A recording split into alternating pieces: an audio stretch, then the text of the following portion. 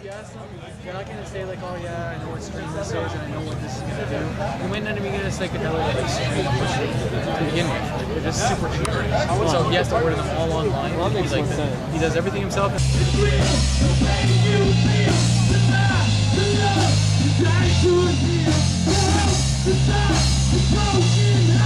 You have to pay for it. And then like 5 minutes ago, or like 20 minutes ago, he's like, oh, tell everybody. Alright. That'd be so fucking funny. I would pay to see that. So right now, thank you for coming. I'm so overwhelmed by how many people have shown up at this particularly tasty fest this year, 2015. Yeah!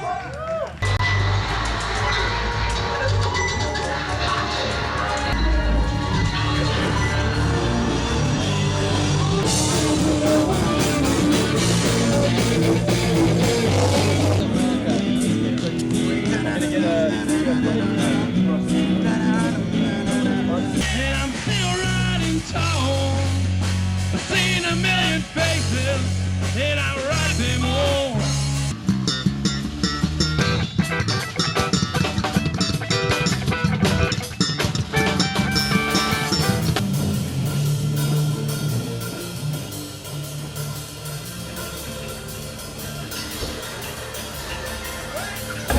Yo, his name is Nick. He's the one with the flow. Say Nick. Nick.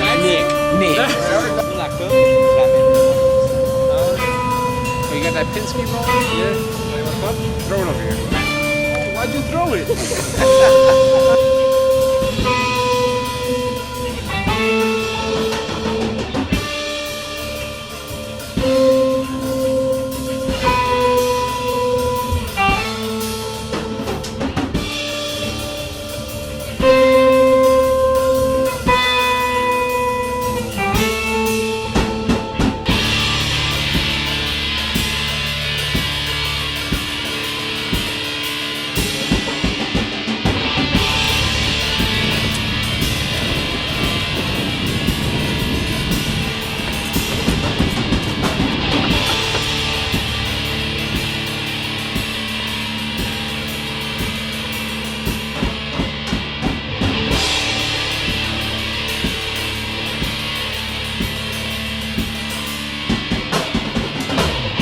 Dude, it was in the garbage.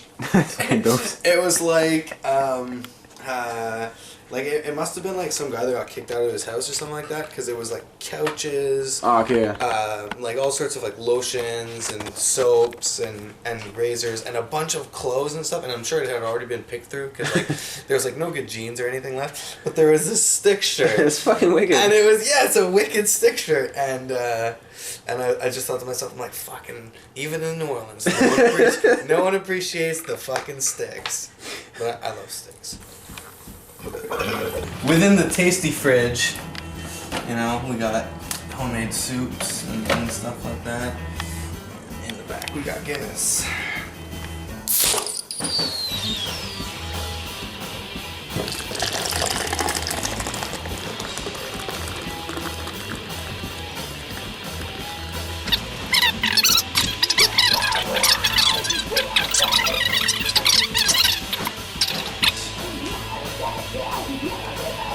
Good light.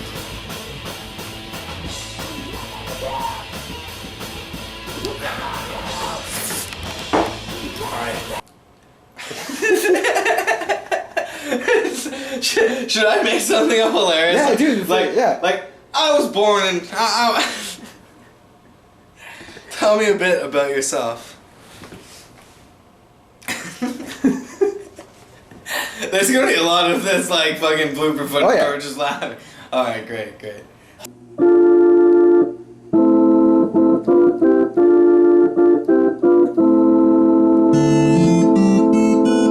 I'm really not a keyboard player at all. I just have these because of, like, this one has like some historical value to it, so I kept it. I got it for $50.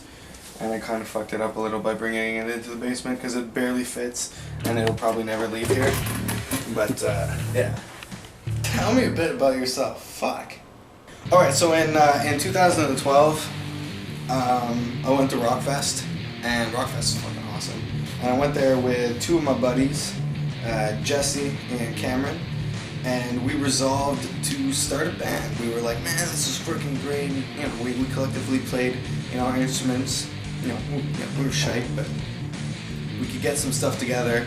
And we knew if we jammed often enough, we could do it. So we started jamming in my dad's basement and stuff like that, which was, you know, cool at the time. And, you know, it was more of like drinking than jamming. Like, we would just, oh man, it was the days, man. We would get like a 40-pack of beer, and basically the jams would be over when we couldn't play anymore. So yeah, so that was the beginnings of the band Tasty Beverage.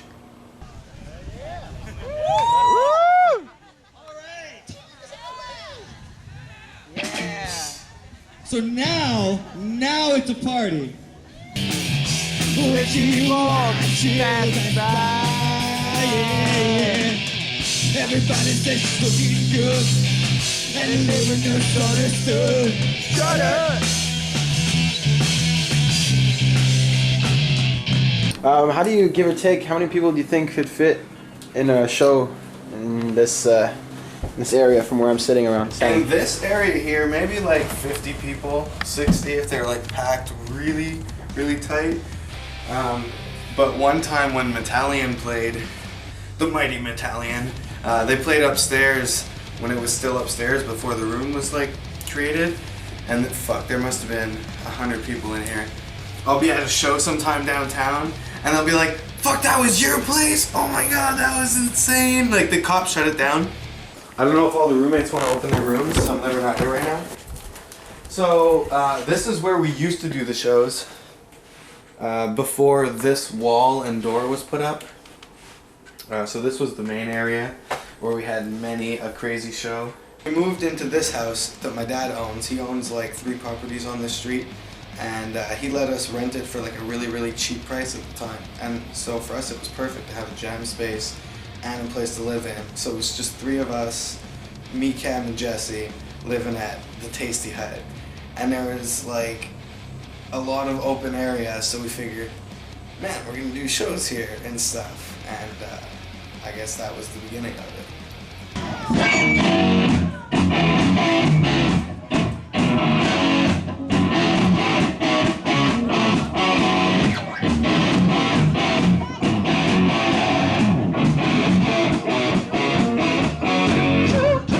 But first we gotta wake you sinners up. 1, 2, 1, 2, 3, go!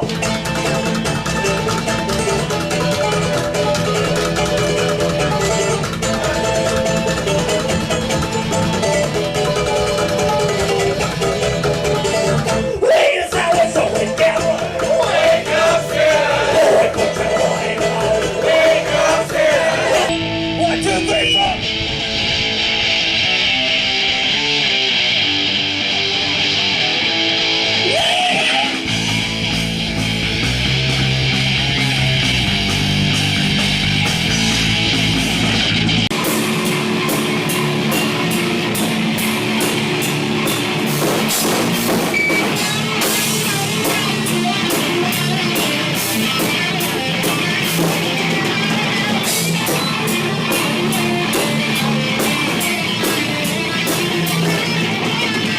Then the main corridor.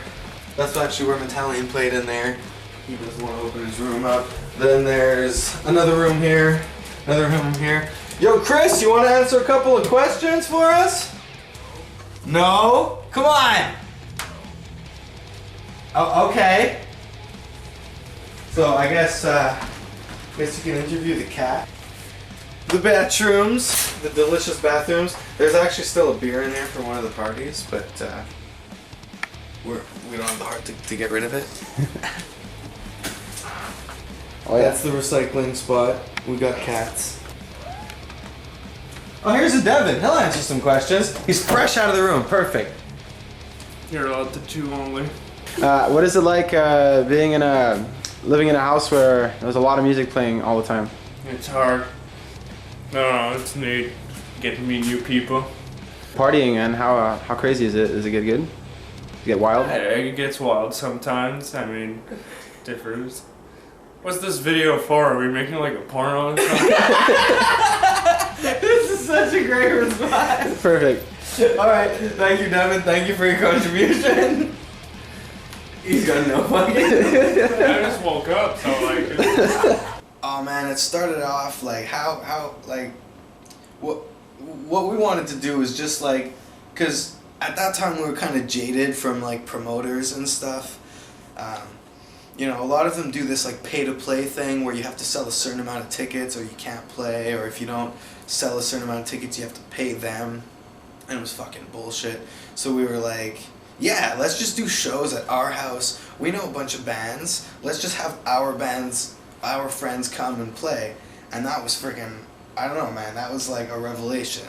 It was like, we don't have to like go to bars and pay, you know, three times markup for a Guinness, or, you know, fucking deal with, you know, douche ass bouncers or something. We do it all ourselves. And I don't know, it was that like, it was that drive that like just kept it going, you know? Set your flag on fire, you're talking about hey now, hey now, hey now, hey now. I go, my name. Jacobo, no, I not name. Jacobo, I name.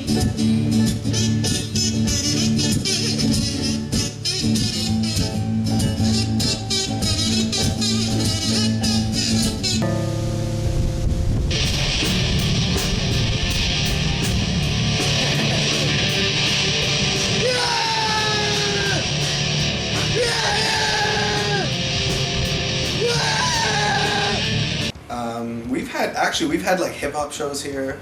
We've had like folk kind of shows here. I've wanted to do some comedy stuff, but we never got around to it.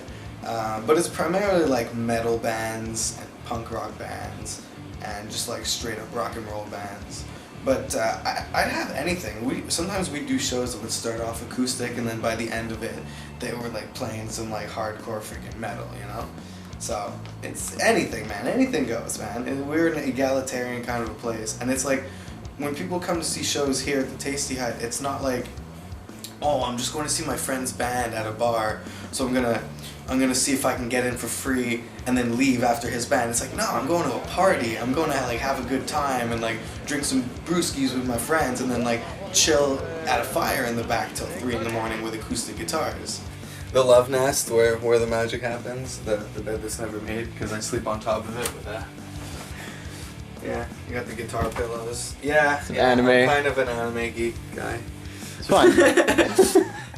Yeah, you get that, but you don't even get all of the ladies on the wall that you're gonna have to censor. We got Matt Tay Bong, the first dollar I ever made busking.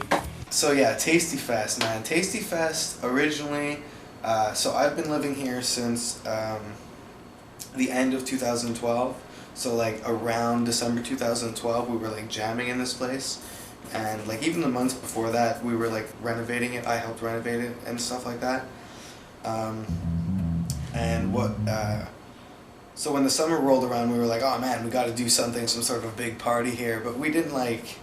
I didn't want to have so many bands. So the first one was in 2013, and it wasn't called Tasty Fest. It was just called like the Backyard Punk Party. And me, Chris, who's a current roommate, and Teo Zamfir,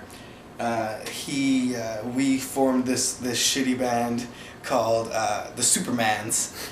And we just did a bunch of punk rock covers and like funny covers, and we just did like some like jamming and riffing. And the cops also showed up during that, because the cops always show up to our stuff and never ticket us, and then they never come back, even though we jam the rest of the night. Because, I don't know, Broadsword cops are kind of cool like that.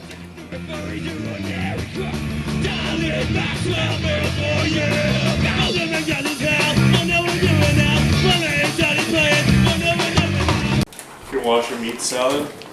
Salad is good. You know, we eat healthy here at the Tasty Hut. You know? I mean, Tasty Hut has nothing to do with food. It didn't came from a band, not from food. But we do try to eat healthy here. I'm still tired, man. So then the next year we did the first real Tasty Fest, and fuck if I can remember the bands that were on it, but I'm sure there's gonna be like a scrolling in front of my face right now, the bands that played it or something like that. And that was insane. That was so crazy. That was so much fun. Everybody remembers that one because it was like, it it was like the first time that anybody had done like a big party or something like that. I'm sure people have done them before, but I don't know, in our scene it hadn't been done. And then that same year, I think we did a second one, which was even more successful. And what was it? Was it the first Tasty Fest or the second? Anyways, I think it was the first Tasty Fest. We charged like $10 or something like that. And like to pay a bunch of like touring bands, we had I think Leg Animals, Adrenochrome, the Heroin Hayride, Girls with Knives, my ska band that is now another ska band. I'm gonna be talking about that after. And then yeah, that was fucking crazy. That was insane. That was out of control. And there was like people wrestling with oil and stuff like that. Even though I was supposed to have like oil wrestling, but it didn't pan out. So at one point there was 2 people wrestling and somebody was like, pour oil on them, and I was like, okay, let's whatever, let it happen. Yeah, that was a really good time.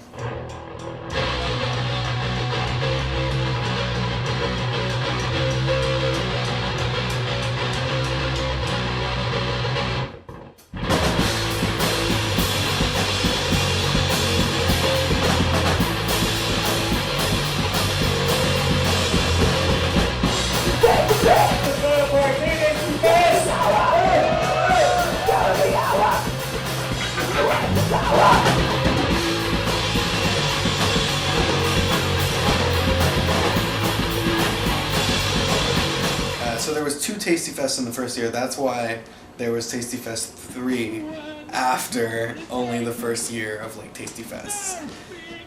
And then the second year, Tasty Fest 3, that was also fucking insane. We rented a tent to house the bands and stuff. And goddamn, Tasty Fest. Fuck. I know there's like this look, everyone's like, oh man, Tasty Fest. It's the place where you get really drunk and you like pass out in the sun. Like one year some guy drove up with his truck and put a bunch of plastic over the back of his truck and we filled it with water and we had like a redneck hot tub. It was, oh man, Tasty Fest is like the do-it-yourself, like, if like Rockfest was done by hillbillies, that's what it would be. Fuck yeah. I remember that one too. Yeah, the guy is in this pickup truck. Yeah, it was great. And he had these like water wings on. It was wicked. It was fantastic. And the great thing about that's the other thing about Tasty Fest is that it always falls either on Independence Day, like American Independence Day, or it falls like but it's always in between Canada Day and St. Jean. So what I do is I have everybody come for it, and it's a fun time party because it's always the first weekend of July. Yeah, first weekend of July. So it doesn't, yeah, July. And how many people came around the last time? Do you remember? Oh man, there must have been in like maybe the hundreds, like filtering in and out throughout the day. Because like last year, this year what we did was we had it outside and inside. So we had the bands playing till it was dark, and then we had bands playing inside here. It was freaking fantastic. From this year's Tasty Fest. Tent was there. The guy's truck was there. We got snow in the back there because we're behind an ice rink because we're so Canadian like that.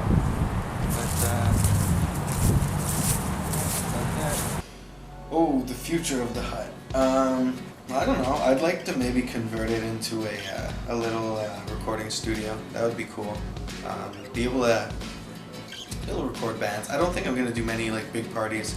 I think I might just have like little individual shows for like my friends' bands or my bands, but no more like 4, 5, 6 band nights where I have to be the sound man, the janitor, the bouncer, the doorman, you know what I mean? The amp engineer, the drum tech. It gets tiring. It's almost like a job. Like you set up the show and you're like, yeah, I'm gonna have 6 of my friends' bands play, and they're gonna be ready to play, but they're never ready to play. I'm not naming names. I love all you guys who are gonna see this. You guys fucking rock. I love all my bands that play here, and I'm definitely gonna, have them back. We're gonna do something. Tasty Fest is not over, but it gets tiring, man. Like you have to be like, bands are like, oh man, I don't hear my vocals enough, or my guitars aren't loud enough. Or they spill beer on something and you're just like, fuck, I just want to have a good time. But it still is a good time in the end, and it's always the best. It's always the best at the fest. Man, I'm gonna take what's known as a big stronky. What we calling these parts? A big, oh no, I'm gonna take some real nice ganja bud. This is Blue Dream. Yo, let's show how legit this is. We're too legit to quit. Let's see how much I'm gonna do when I hit. Alright, I guess 0.3, that's not bad. But just wait. In a couple months, it's gonna be legalized and shit like that. So, no worries.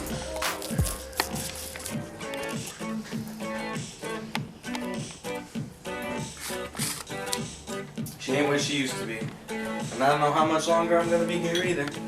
I'm thinking of getting a van and driving cross country.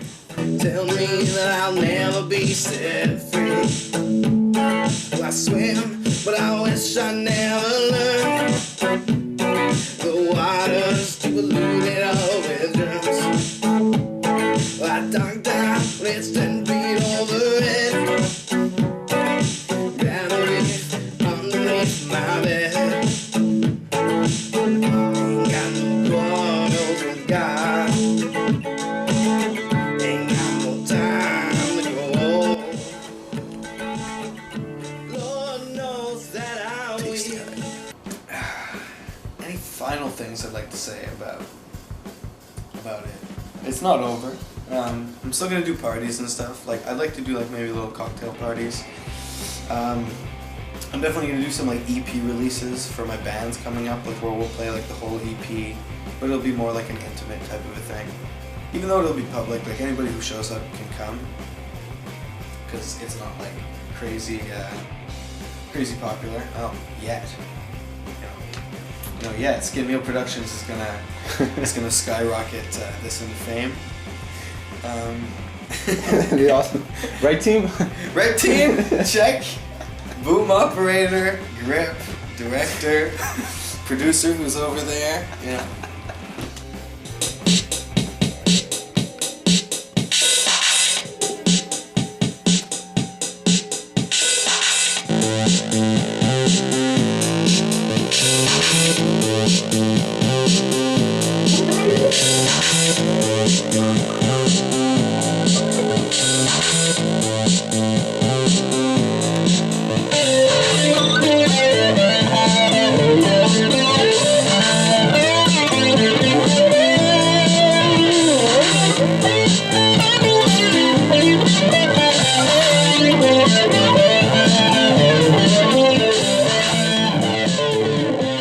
So right now, thank you for coming.